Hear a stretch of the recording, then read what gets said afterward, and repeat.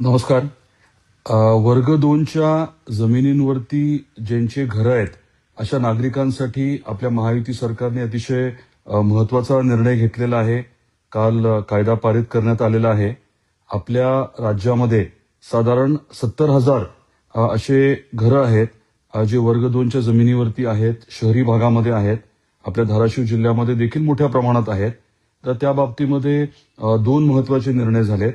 एक म्हणजे 5% जो नजराना आहे, तो आता माफ करण्यात आलेला आहे आणि अगदी सरसकट सर्वांना वर्ग 2चं 1 करण्याच्या बाबतीतला अतिशय महत्त्वाचा निर्णय झालेला आहे.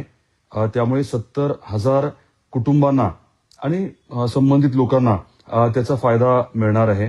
आपल्या धाराशिव जिल्ह्यात शहरात देखील याचा खूप मोठा फायदा होणं अपेक्षित आहे स्वाभाविकपणे.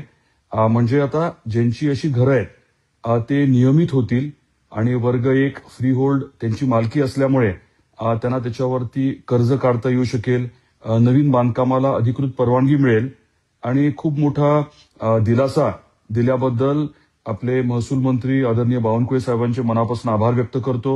महायुती सरकारचे आणि आदरणीय मुख्यमंत्री देवेंद्रजी फडणवीस साहेबांचे, दोन्ही उपमुख्यमंत्री महोदयांचे मी आभार मानतो.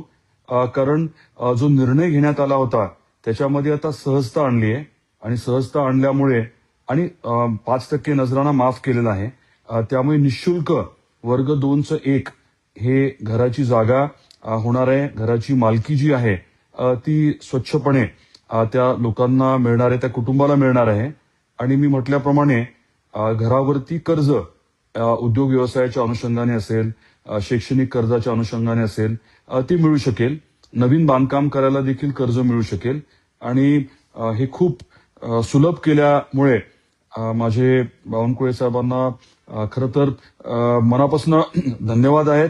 त्यांचे मनापासून मी आभार मानतो आणि आपल्यालाही विनंती आहे की हा महत्त्वाचा विषय आपल्याशी संबंधित असेल तर त्याचा योग्य तो आपण उपयोग करून घ्यावा.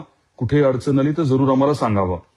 जे वर्ग 2चे जागेवरती घरं होते आपल्या शहरी भागामध्ये, त्यांना वर्ग 1 करण्याच्या बाबतीत, हे मदतमासच्या बाबतीतला विषय आहे, हे करण्याबाबतीतला हा निर्णय आहे.